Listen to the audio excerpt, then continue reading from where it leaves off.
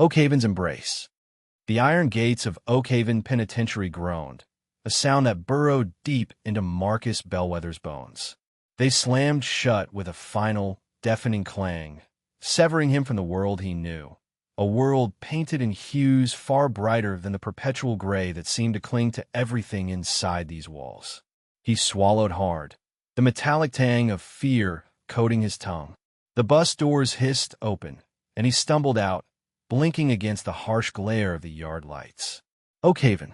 It loomed before him, a gothic monstrosity of brick and barbed wire, its windows like vacant eyes staring down with cold indifference. The air hung heavy with the stench of disinfectant, stale sweat, and something else, something acrid and indefinably wrong. It prickled his skin, raising goosebumps despite the humid air. Marcus clutched the thin folder containing his intake papers, his knuckles white. He tried to prepare himself, reading every article, watching every documentary he could find. But nothing could have truly prepared him for this sensory assault. The cacophony of shouting voices, the echoing footsteps on concrete, the leering gazes that seemed to strip him bare. It was all too much. He was herded forward with the other new arrivals, a motley collection of hardened faces and terrified eyes. A guard barked instructions, his voice devoid of any warmth or compassion. Marcus stumbled along, trying to keep his head down, to become invisible. He longed for his sketchbook, for the solace of a blank page and a charcoal pencil. Drawing had always been his escape, his way of making sense of a world that often felt too chaotic. But here, within Oakhaven's cold embrace, art seemed a distant, impossible dream. He was processed, stripped, searched, and issued a uniform that felt like sandpaper against his skin. Every touch, every word, every glance was an intrusion. He felt exposed, vulnerable, a raw nerve laid bare. Later, in the mess hall, the noise was almost unbearable. Hundreds of inmates crammed into the cavernous space, their voices a roaring tide. Marcus picked at the tasteless gruel on his tray, his stomach churning. He couldn't bring himself to swallow more than a few bites. He felt eyes on him, assessing, judging. He tried to focus on his food, but the weight of those gazes was suffocating. Across the room, Damon's shadow Rourke watched him. He leaned back in his chair, a predatory glint in his dark eyes. He'd seen plenty of fresh meat come through Oakhaven's gates, but this one was different. There was a fragility about him, a vulnerability that was almost palpable.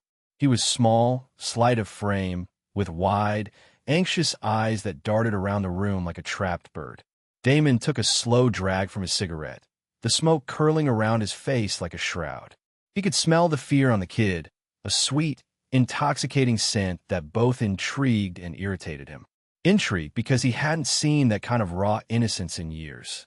Irritation because innocence didn't last long in Oakhaven. It was a weakness, a liability that would get you killed. He watched as the kid fumbled with his tray, his face pale and drawn. He was an easy target, a lamb thrown to the wolves. Damon knew what would happen to him if someone didn't take him under their wing. The thought flickered through his mind, unbidden. Protection wasn't in his nature, not anymore. He'd learned long ago that caring was a weakness, an invitation to pain. But something about the kid's lost, haunted eyes, something tugged at a part of him he thought he'd buried long ago. He stubbed out his cigarette, the action abrupt and decisive. He pushed back from the table, his movements fluid and graceful despite his imposing size. He started to walk towards the new fish, a silent promise etched on his face. The shadows of Oakhaven shifted and danced around him, embracing him, concealing him as he moved. He was a predator, a force of nature, and Marcus Bellwether, whether he knew it or not, was about to enter his orbit. Ink and shadows. The prison library was a sanctuary of sorts, a dimly lit room smelling of dust and regret. Marcus sat hunched over a scarred wooden table, the cheap paper of his sketchbook absorbing the nervous energy bleeding from his fingertips. He sketched a raven, its obsidian eyes mirroring the perpetual twilight of Oakhaven. The charcoal smudged under his trembling hand. He was no artist, not really, but the act of creation offered a fleeting escape from the concrete reality of his cage.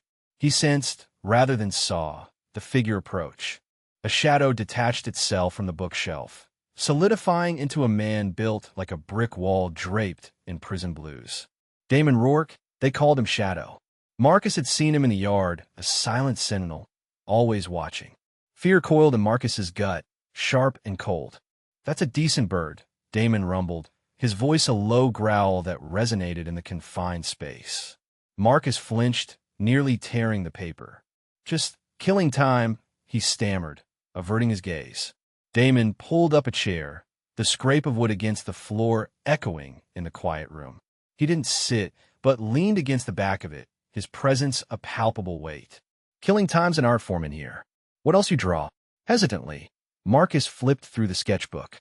A wilting flower, a distorted self-portrait, a fantastical creature born of anxiety and loneliness. "Nothing much," he mumbled. Damon grunted, studying the sketches with an intensity that made Marcus's skin crawl. "You got a darkness in you," he said, his gaze piercing. "Good. Means you ain't naive." Marcus swallowed hard. "I don't know what you mean." Damon chuckled, a dry, humorless sound. "Sure you don't. This place'll teach you quick enough. You read."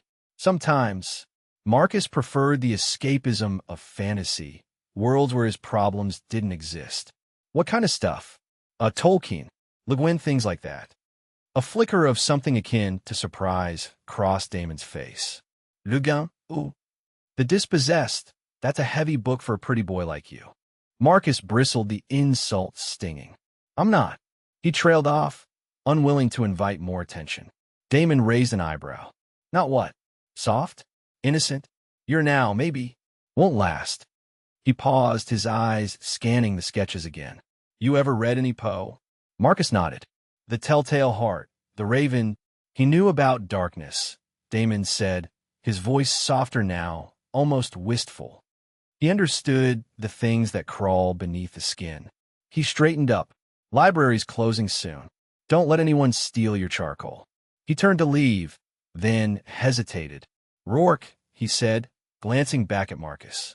"Name's Rourke, but everyone calls me Shadow." Marcus watched him disappear into the labyrinth of bookshelves, the silence of the library pressing in on him once more. He looked down at the Raven sketch, its charcoal eyes seeming to stare back at him with newfound understanding. A cautious curiosity began to bloom within him, a fragile seedling in the barren landscape of his fear. He glanced at the books Damon had been near, a row of well-worn paperbacks. He reached out, his fingers tracing the spine of a collection of Edgar Allan Poe's stories. He pulled it from the shelf, a strange sense of connection forming between him and the man they called Shadow. Maybe, just maybe, he wasn't entirely alone in the darkness. Forbidden affection. The library offered respite, a hushed haven amidst Oakhaven's grim realities. A peculiar aroma, a blend of aged paper and settled dust, permeated the air, eclipsing the ever-present reek of fear and sweat. Marcus feigned interest in the book-lined shelves, his fingertips gliding over the spines of forgotten tales. Nearby, Damon pretended to study a worn world map, though his gaze remained firmly fixed on Marcus. It began almost imperceptibly, a fleeting touch of hands during book exchanges, a shared glance conveying volumes. Now, it was this, an aching need, a heightened awareness of the other's very breath. Marcus' pulse quickened, each throb a heavy drumbeat. Damon's attention felt like a palpable heat on his skin. A low rumble. Damon cleared his throat, the sound barely cutting through the whisper of turning pages. "Bellwether," he breathed, his voice a hushed confidence. "Meet me by the loading docks after lockdown." Marcus' breath caught. Deserted after dark, the loading docks represented a vulnerability in the guard's routine. A gamble, an immense one, but the prospect of seeing Damon alone, away from the prying eyes of their fellow prisoners, proved too alluring to resist. He offered a near imperceptible nod, his gaze flicking to the librarian, a gaunt woman lost, it seemed, in her own literary world. That night, cell-block silence pressed down like a tangible weight.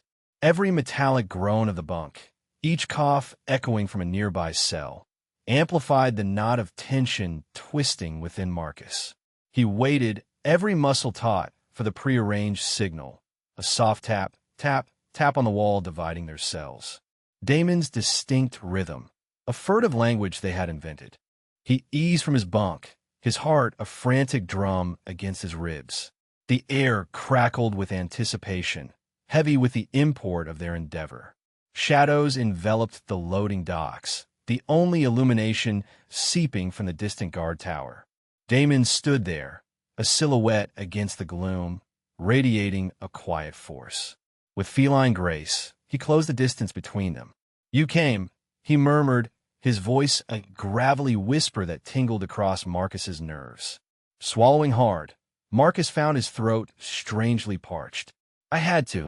Damon's hand rose, cupping Marcus's cheek with unexpected tenderness, a stark contrast to the harsh facade he typically wore.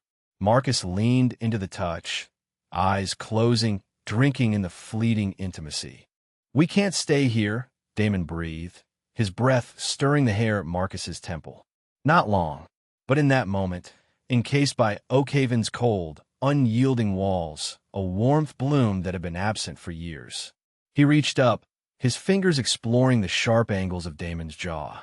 Their kiss ignited, a raw outpouring of suppressed emotion. A stolen moment, a brief taste of liberation within their prison, a silent vow exchanged in the darkness. The following days demanded meticulous calculation. Communication occurred through subtle cues, a postural shift, a carefully positioned item. A pebble on Marcus' windowsill, danger. An open book, a specific page turned, meet me. This constant vigilance became a draining burden, a relentless weight. The ever-present dread of exposure shadowed their every move, a persistent whisper of warning. Marcus felt split, existing as both a terrified inmate and a man consumed by forbidden love. He understood the ramifications. He knew the price of discovery. But the thought of losing Damon, of returning to the desolate solitude of his past, felt a fate far worse than death.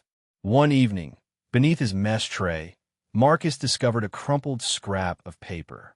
A single word, penned in Damon's familiar script, tomorrow. Tomorrow. Its meaning eluded him. A rendezvous? A premonition? Farewell? Uncertainty gnawed at him, fueling his anxiety. He scanned the mess hall for Damon, his gaze sliding over the leering faces of other inmates, those silent reminders of Oakhaven's perilous terrain. He found only absence. The very air throbbed with unspoken menace, a stark reminder of the violence lurking just beneath the surface. Each bite of his bland meal became a leaden weight in his stomach. Tomorrow echoed in his thoughts, a haunting harbinger of impending doom. Whispers in the yard. The yard buzzed with a nervous energy, 1,000 low hums coalescing into a single, insidious whisper. Marcus felt it crawl on his skin, a phantom touch that made him flinch at shadows. The rumors had taken root, tendrils of speculation twisting around his reputation, choking the air around him. He caught snippets, Shadow's pet, fresh meat, marked property, tossed like stones in a game only they knew the rules to. He tried to ignore it, focusing on the dull rhythm of his work detail, scrubbing grime from the mess hall floor. But the whispers followed him, clinging to the clang of metal trays and the shouts of the cooks. He risked a glance across the room. Damon was there, leaning against a pillar, a silent sentinel. His gaze was fixed on something, but Marcus couldn't tell what. Protection? Or simply observation? Later, during rec time, the tension ratcheted tighter. A group of inmates, led by a hulking figure with a network of angry red scars crisscrossing his face, blocked Marcus's path. The scarred man, known as Razor, spat on the ground near Marcus's feet. "Heard you got a new friend, pretty boy.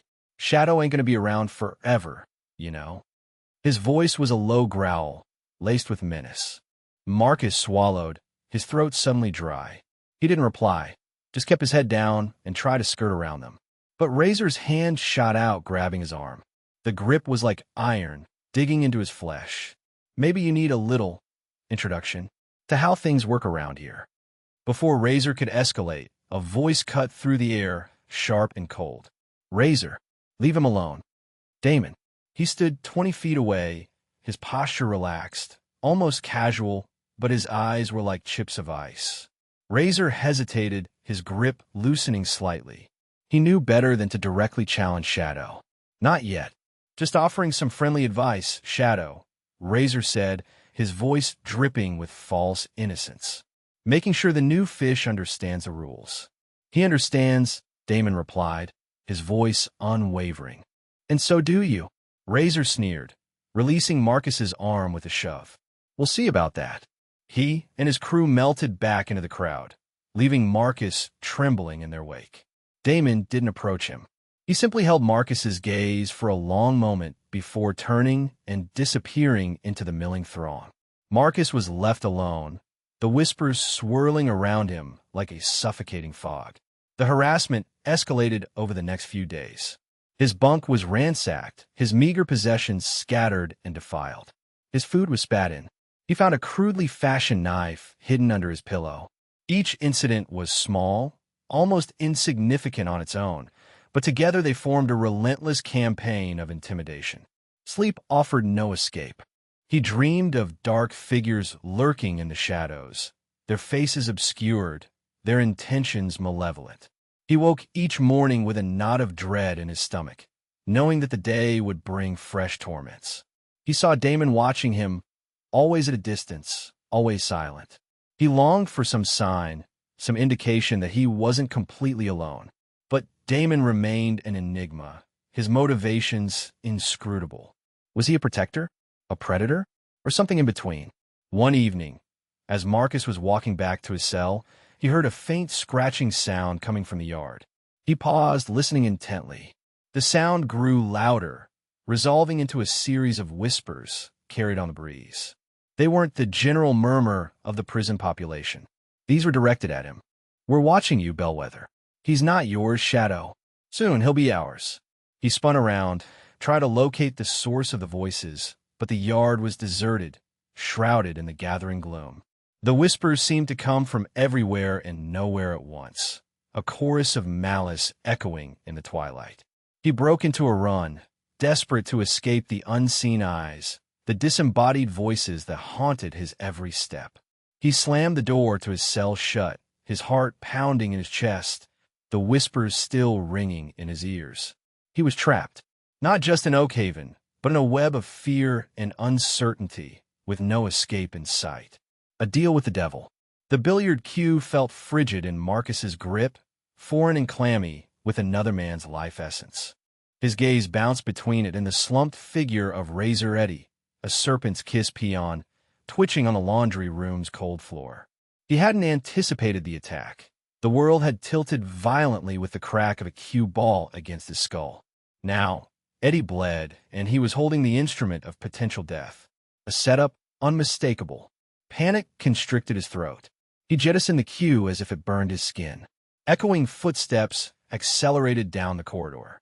He backpedaled, hands raised in a futile display of innocence against the two brutes filling the doorway, serpent ink writhing around their thick arms. He belongs to us now, one rumbled, his voice a jagged edge. From the mess hall's gloom, Damon observed the unfolding scene, the coppery taste of dread coating his tongue. He'd witnessed the whole charade, a meticulously planned sequence of brutality. Marcus was raw, vulnerable, a sacrifice to predators. Damon had watched the kid for weeks, drawn by a faint potential he sensed within him. Now, the serpents claimed him. The implications were grim. Oakhaven's retribution was swift and merciless. Marcus wouldn't survive the week. Damon detached from the wall, resolve solidifying within him. He understood what he had to undertake and the inevitable cost. Warden Thorne's office assaulted the senses with cheap aftershave and the musty scent of ingrained authority. The man himself occupied a vast mahogany desk, reflecting a warped version of Damon's own weathered features. Rourke, Thorne drawled, his flinty eyes dissecting him like a side of beef. To what do I owe the distinct displeasure? Bellwether, Damon stated, brooking no preamble. He's been set up. The serpents intend to dismantle him. Thorn tinted his fingers, a mirthless smile ghosting across his face. Oakhaven maintains its own methods. Natural selection, wouldn't you agree? He requires safeguarding. I can provide certain considerations in exchange. Damon resented the taste of the words, the naked vulnerability, but Marcus's life hung in the balance. Thorn's smile widened, predatory. Considerations? The petty favors you perform for select guards? Whispers from the shadows. I am listening. Damon unleashed it all. Every piece of leverage he held, every clandestine secret he'd overheard, every black market exchange he'd witnessed. His voice, low and even, painted a bleak portrait of Oakhaven's underbelly on Thorn's polished desk. Thorn absorbed it all, his eyes gleaming with rapacity. When Damon finished, the silence crackled with tension. Fascinating, Thorn murmured, his voice a silken threat. Indeed, fascinating. Protection for Bellwether. Yes, that might be arranged. However, Rourke, understand this carries a steep price. Far beyond anything you've yet offered. Damon was aware of the trap sprung the moment he entered. Yet he couldn't flinch. What do you desire? He asked, his voice devoid of inflection. Thorn leaned in, his stale breath brushing Damon's face. I have undertakings in progress. Undertakings that demand discretion. And someone possessing your unique aptitude. You will act as my eyes and ears, Rourke. My instrument. And you will obey without question. Fail me, and Bellwether won't be the only one to suffer. You'll lament the day of your birth. Damon locked his gaze, unyielding. Agreed. Thorn chuckled, a dry, grating sound. Excellent. I recognized you as a resourceful individual, Rourke. Welcome to my world. He selected a weighty, ornamental letter opener, its edge catching the faint light. Consider this your initiation. He slid it across the desk, the polished wood reflecting the action. We have an issue with one of the trustees in Cell Block C. He's become uncooperative. Ensure he understands the ramifications of dissent. Damon grasped the letter opener, the weight of grim familiarity in his hand. He perceived Thorn's intent. He understood the course he was now charting, a plunge into darkness from which there might be no redemption. But Marcus was secure for the moment. He met Thorn's gaze. It shall be done. Sacrifices and secrets. The mess hall's clangor sliced through the usual heavy quiet. Marcus nudged at his lukewarm sludge, his gut twisting with unease more than appetite. Damon had become a vanishing act. The shadow, once a reassuring presence, now flickered at the periphery, a silent guardian glimpsed only in fragments. Then a sighting, not inside, but through the smeared window overlooking a restricted section of the exercise yard, the edge abutting the warden's manicure garden. Damon, shirtless, sunlight glinting off sweat-slicked muscles, strained to maneuver a corroded drum brimming with refuse, the kind that could hide anything from spoiled meat to instruments of pain. Two guards, expressions blank slates, stood sentinel. The casual brutality jolted Marcus.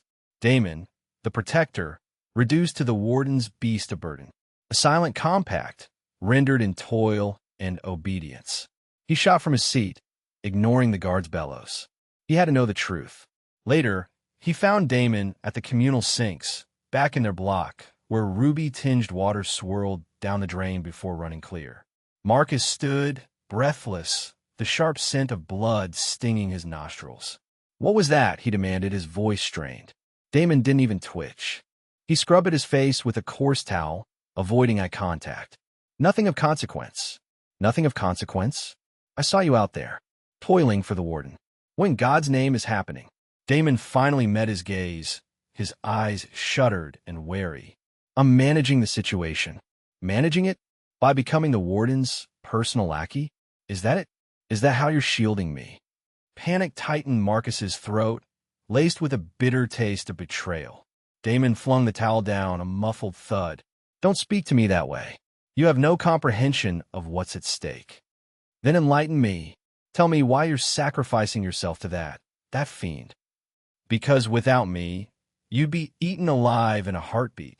Damon growled, his voice a dangerous undertone. "You're vulnerable, Marcus. Anxious. And I'm doing what's necessary to safeguard you. I don't desire your safeguarding like this. I'd risk the wolf's teeth over witnessing you debase yourself on my behalf. You believe this is about pride?" Damon advanced, radiating contained fury. "This is about survival, Marcus. Yours and mine. Think the warden will simply leave us alone? He's observing us, waiting for a misstep. This is the toll, Marcus. The price of breathing in this forsaken place. And what happens when the toll becomes unbearable, Damon? When he demands something you can't provide. Where does this descent end?" Marcus's voice faltered, the anger evaporating, replaced by a creeping horror. Damon remained silent, his gaze fixed on Marcus, filled with an emptiness that chilled him to the core. "I can't endure this," Marcus murmured, retreating. "I can't stand by and watch you self-destruct for my sake. So what then? You want me to leave you to your own devices? You wish to experience the raw reality of this place. Be my guest." Damon pivoted, his back a rigid wall. The silence expanded between them, thick and stifling. Only the steady plink, plink, plink of the dripping faucet punctuated the air. Marcus felt a solitary tear carve a path down his cheek. Perhaps we need space," he choked out. Damon didn't respond. "Perhaps you're correct." Marcus bolted, his heart a shattered ruin. He didn't know his destination, merely the urgent need to escape. Escape, Damon. Escape the sacrifice. Escape the secrets that threatened to consume them. He'd rather face the predators alone than witness the shadows' obliteration. Ambush in the yard. The midday sun beat down on the yard, baking the cracked concrete. Damon leaned against the wall near the basketball court, watching the ebb and flow of inmates. He scanned the faces, a subtle tension radiating from him as he subtly assessed threats and opportunities. His gaze flickered over to Marcus, huddled near the far corner, looking lost and scared. Damon debated whether to approach him, to offer some semblance of protection, but something held him back. A prickling sensation on the back of his neck warned him of an impending storm. That's when they came. 3 figures detached themselves from the crowd near the weightlifting area, moving with a coordinated purpose that screamed trouble. Each man was built like a brick shithouse, their eyes locked onto Damon. He straightened, pushing off the wall, his senses on high alert.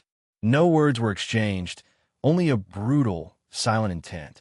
The first blow caught him off guard, a fist connecting with his jaw, sending a jolt of pain through his skull. He stumbled, regaining his footing just as another attacker lunged, a makeshift shank glinting in the sunlight. Damon twisted, narrowly avoiding the blade, but not before it sliced across his forearm, drawing a thin line of crimson. Panic flared in Marcus's chest. He watched, frozen, as Damon fought back, a whirlwind of controlled fury. But he was outnumbered, and they were relentless. He saw the glint of metal again, lower this time, aimed at Damon's abdomen. A strangled cry escaped Marcus's lips, but it was swallowed by the cacophony of the yard. Damon grunted as the blade found its mark. He staggered backward, clutching his side, blood seeping between his fingers. His attackers pressed their advantage, raining down blows with savage efficiency. Damon crumpled to the ground, his movements becoming sluggish, his breathing ragged. Marcus couldn't watch anymore. He surged forward, propelled by a surge of adrenaline he didn't know he possessed. He grabbed a discarded weightlifting bar, the cold steel heavy in his hands. He charged into the fray, screaming a primal roar that surprised even himself. The attackers, momentarily stunned by the sudden intrusion, hesitated. Marcus swung the bar with desperate force, connecting with the side of one man's head. The sickening crack of bone echoed through the yard as the man crumpled to the ground, unmoving. The other 2 turned their attention to Marcus, their faces contorted with rage.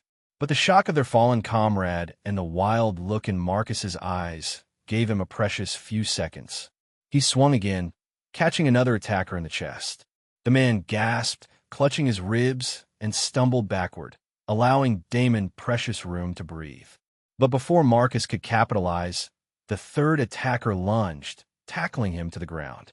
Marcus felt the air leave his lungs as the man's weight pressed down on him. He flailed, trying to dislodge his assailant, but the man was too strong. He raised his fist, ready to deliver the final blow. Then, a shadow fell over them. Damon, fueled by a desperate surge of adrenaline, pulled himself to his feet. He grabbed the shank that lay discarded on the ground and plunged it into the attacker's back. The man stiffened, his eyes widening in disbelief, before collapsing onto Marcus. Silence descended over the yard, broken only by the ragged breathing of the three men. Damon stood over them, swaying, the shank dripping in his hand. Marcus lay pinned beneath the dead weight of the attacker, his eyes wide with shock and terror. The other attacker, chest heaving, scrambled away, disappearing into the crowd. Damon looked down at Marcus, his face a mask of pain and exhaustion, before collapsing beside him. The alarm sirens wailed, shattering the silence. Guards swarmed the yard, their faces grim. The game had changed. Solitary grief. Grizzled hands seized Marcus, their grip bruising as they propelled him down an unfamiliar corridor. A chill permeated the air, thick with the cloying tang of disinfectant mingled with a scent far more insidious, the ghost of lost hope. Each echoing footstep amplified the chasm widening in his chest. He was adrift, unanchored and afraid. A furtive glance backward revealed the mess hall as a receding rectangle of muted sound and blurry motion. Faintly familiar faces flickered in his memory. The cook's scarred hand, the chronic cough of the old-timer, Damon. The thought of Damon sent a spike of raw panic through him. He hadn't seen him since the lights went out. Was he safe? Had the warden? The guards shoved him into a cell, a space so cramped it felt like premature burial.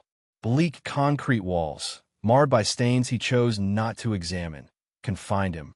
A meager slit offered a vista of bruised twilight sky. A bolted metal cot was the sole amenity. The door slammed, the reverberation shuddering through him. The bolt grated home, a metallic pronouncement of his isolation. Then, nothing but the crushing weight of silence, a palpable thing that suffocated him. He slumped onto the cot, tremors seizing him.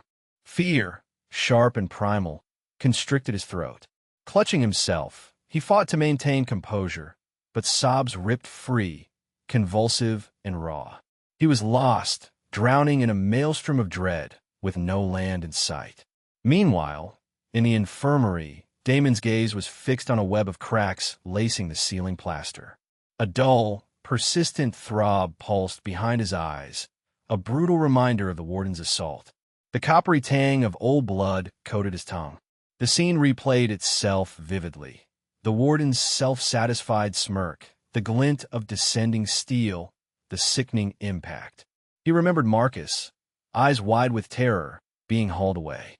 A simmering rage, cold and corrosive, flooded his system. The pain receded, replaced by razor-sharp focus. The warden had shattered every boundary, exposing the festering corruption at Oakhaven's core. He conjured the warden's image in his mind, a man who believed himself untouchable, bolstered by authority and a carefully cultivated image. But Damon had glimpsed the fear behind the mask, the desperate need to cling to power. He would unmask him. He would dismantle the edifice of lies, stone by stone, until nothing remained but ruin. Information was the first weapon. He needed to locate Marcus, to decipher the warden's intentions. He needed to uncover the warden's chinks in the armor, his hidden weaknesses. He opened his eyes, resolve hardening his features. He was weakened, vulnerable, yet not for long. He would harness this time to recuperate, to gather strength, to plot his retribution. He would wield the warden's own methods against him. He pictured Marcus, alone and petrified in isolation. He would liberate him. He would exact a price from the warden. A plan began to weave itself in his mind, a complex tapestry of fury and desperation. It was a perilous undertaking, but he was willing to stake everything. For Marcus, for himself, for all those who had languished beneath the warden's tyranny. The cracks in the ceiling seemed to deepen, the world teetering precariously on the brink of disintegration. Above, the sun blazed down on the penitentiary's grim facade, oblivious to the storm brewing within. Justice in the ruins. The air crackled, thicker than usual, heavy with unspoken malice. Marcus huddled in his cell, the metallic tang of fear coating his tongue. Damon hadn't spoken to him since the library incident, but Marcus felt his presence, a silent guardian angel lurking just beyond the bars. Then the screaming started. Not the usual, low-level growl of Oakhaven. This was a primal, animalistic roar that vibrated through the concrete. Marcus pressed his face against the cold steel, peering into the corridor. Inmates surged, a seething mass of rage and desperation, armed with shivs fashioned from bed frames and sharpened spoons. Guards, caught off guard, stumbled backward, batons raised in futile defense. Damon moved like a shadow, weaving through the chaos, his face a mask of grim determination. He wasn't participating in the riot. He was navigating it, using the pandemonium as cover. Marcus watched, heart hammering against his ribs, as Damon disappeared down the corridor leading to the warden's office. The riot was a meticulously orchestrated storm. Damon had sowed the seeds, a whispered word here, a subtle provocation there, and now Oakhaven was reaping the whirlwind. The noise was deafening. Shouts, the clang of metal on metal, the sickening thud of bodies hitting the floor. Smoke, acrid and stinging, billowed from a burning pile of mattresses in the yard. Marcus risked a glance out the barred window. The yard was a battlefield. Inmates swarmed the guard towers, scaling them like crazed monkeys. The air smelled of blood and burning plastic. He knew, with a certainty that chilled him to the bone, that this was Damon's doing. But why? What was his ultimate goal? Then a different kind of silence descended, a pregnant pause that was even more terrifying than the riot itself. It was followed by a single, deafening gunshot. Marcus flinched, burying his face in his hands. He didn't want to know. He couldn't know. Time stretched, elastic and agonizing. Finally, a guard, battered and bruised, stumbled past Marcus's cell. He didn't even bother to look inside. Warden's office, locked down, now he croaked, his voice raw. The riot slowly subsided, replaced by an oppressive quiet. The silence was punctuated by the moans of the wounded and the chilling sobs of the defeated. Hours later, guards, heavily armed and grim-faced, began the grim task of restoring order. Marcus was dragged from his cell along with the others. They were herded into the yard, forced to kneel in the dirt, faces pressed to the ground. The air was thick with the stench of death. Eventually, Warden Thorne's second-in-command, a hulking brute named Kretsch, addressed them. His voice, amplified by a megaphone, boomed across the yard. Silence. The warden is dead, killed by a rabid dog. He spat on the ground. Damon Rourke is also deceased. Justice has been served. Justice? Marcus thought bitterly. What justice was there in this charnel house? Later, back in his cell, the reality crashed down on him. Damon was gone. He would never see his enigmatic smile again, never feel the comfort of his protective gaze. The small spark of hope that Damon had ignited within him was extinguished. The news filtered through the prison grapevine. Damon had confronted Thorne, accusing him of embezzlement, of accepting bribes from outside gangs, of turning a blind eye to the rampant drug trade within Oakhaven's walls. He'd presented evidence, irrefutable proof.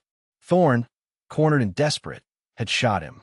Damon, even in death, had exposed the warden's corruption. But what cost? Marcus knew that with Damon gone, he was more vulnerable than ever. He was alone, adrift in a sea of predators. And now, with the warden dead, the power dynamics within Oakhaven would shift, creating a new, even more dangerous landscape. He also knew one more terrible thing. Because of the riot, because of Damon's actions, his sentence had been extended. He was trapped here now, for longer than he could bear to contemplate. Justice had been served, they said, but all Marcus felt was the cold, hard fist of despair closing around his heart.